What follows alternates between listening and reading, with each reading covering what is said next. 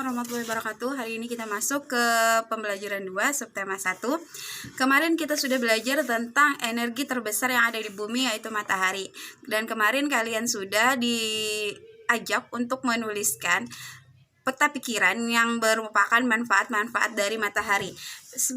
Sebagaimana kita ketahui, matahari itu sebagai sumber energi yang terbesar di bumi, sehingga dengan adanya matahari kita dapat melihat jelas makhluk hidup saat di siang hari. Nah, dengan adanya matahari pula ada beberapa manfaat yang bisa kita rasakan, terutama untuk makhluk hidup sendiri. Yang pertama itu dengan perputaran bumi pada porosnya, matahari membuat terjadinya siang dan malam.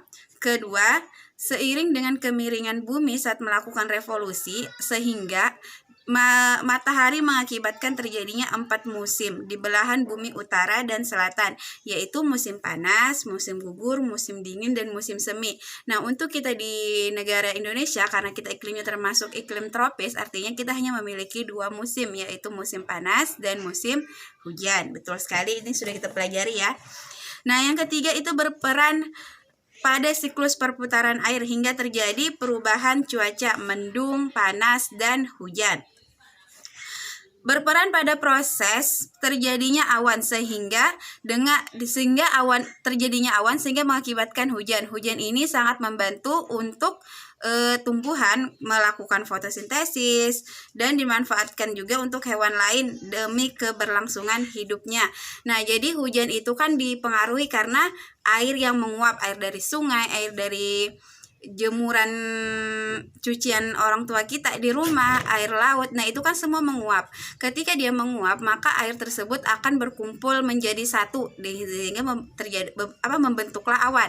Awan, ketika awannya sudah makin banyak, dia tidak bisa menampung sehingga ada angin, sehingga goyanglah awan itu. Itulah yang menyebabkan turunnya rintik-rintik hujan. Ini proses terjadinya hujan kemarin kita sudah pelajari di kelas 3 ya.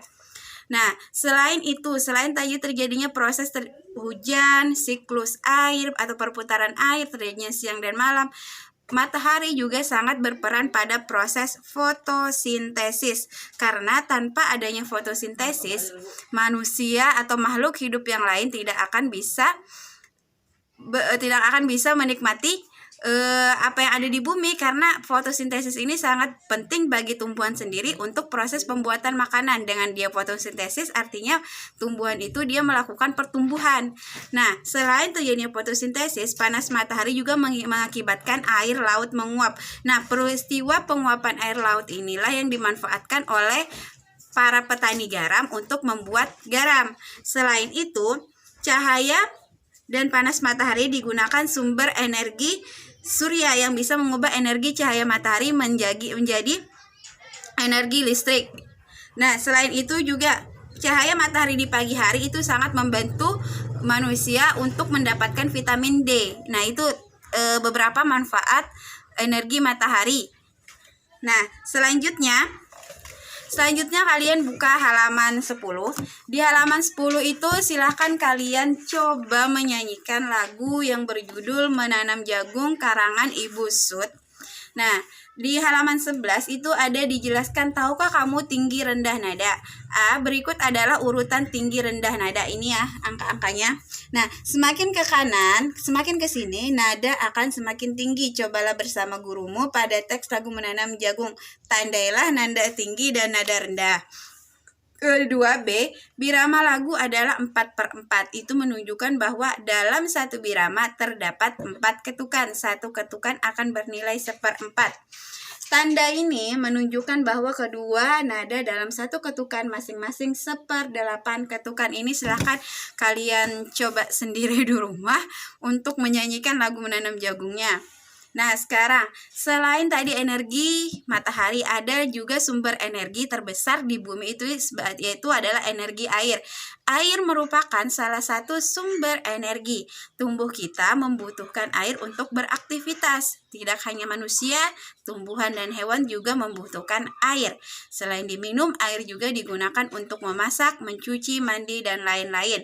Air juga dapat dimanfaatkan sebagai sumber energi listrik. Salah satunya dengan menggunakan kincir air.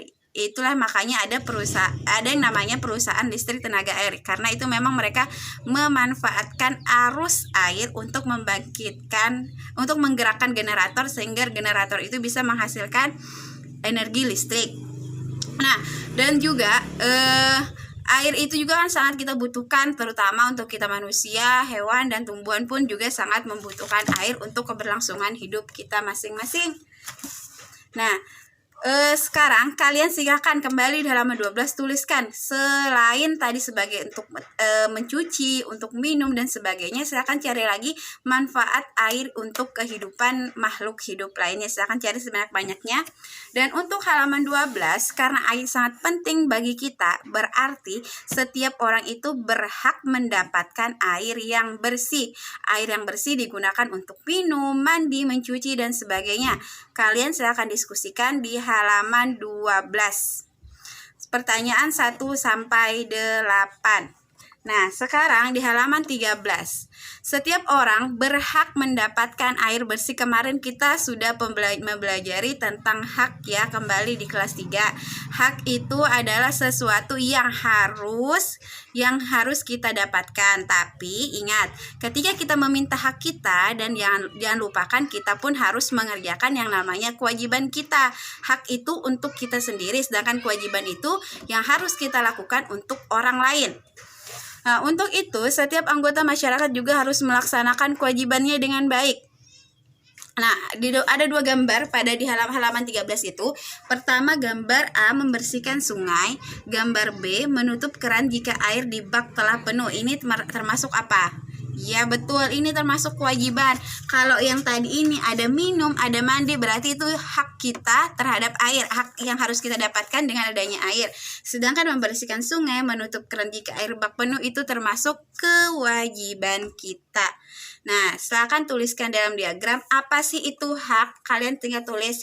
Kalian ingat-ingat lagi pembelajaran kelas 3, pengertian hak itu sendiri apa, dan contoh-contoh yang termasuk hak apa, dan contoh yang bukan hak kita. Silakan tuliskan. Nah, di halaman 14 juga kalian disuruh berdiskusi lagi dan tulis kembali arti dari kewajiban, contoh-contoh kewajiban, dan bukan yang termasuk contoh kewajiban. Silakan diskusi dengan orang tua di rumah. Nah, selanjutnya halaman 15. Di halaman 15, ayo berlatih. Perhatikan gambar berikut. Ada 2 gambar. Kira-kira dari 2 gambar ini, apa yang bisa kalian dapatkan, informasi apa yang dapatkan di gambar 1 dan gambar 2. Nah, kalian silakan tentukan apakah dia sudah mendapatkan haknya dengan baik. Coba lihat, dia mendapatkan tidak haknya di gambar 1 ini. Jika iya sudah, silakan kalian tulis sudah. Jika dia belum, tulis belum. Nah, apakah dia sudah melaksanakan kewajibannya? Kalian lihat gambar 1, apakah dia melaksanakan kewajibannya? Dan gambar 2, apakah dia sudah melaksanakan kewajiban? Nah, pertanyaan ketiga, apa yang sebaiknya dia lakukan? Di gambar 1 berikan saranmu, di gambar 2 pun berikan saranmu. Nah, setelah itu, karena air merupakan salah satu energi yang paling penting juga pada manusia, setiap orang berhak mendapatkan air bersih. Kita wajib menghemat penggunaannya. Jadi, apa perbedaan hak dan kewajiban? Silakan kalian kemukakan perbedaan antara hak dan kewajiban itu apa aja. Nah, demikian dulu untuk pembelajaran 2. Salah hilaf mohon dimaafkan. Wabillahi taufiq wal hidayah. Assalamualaikum warahmatullahi wabarakatuh.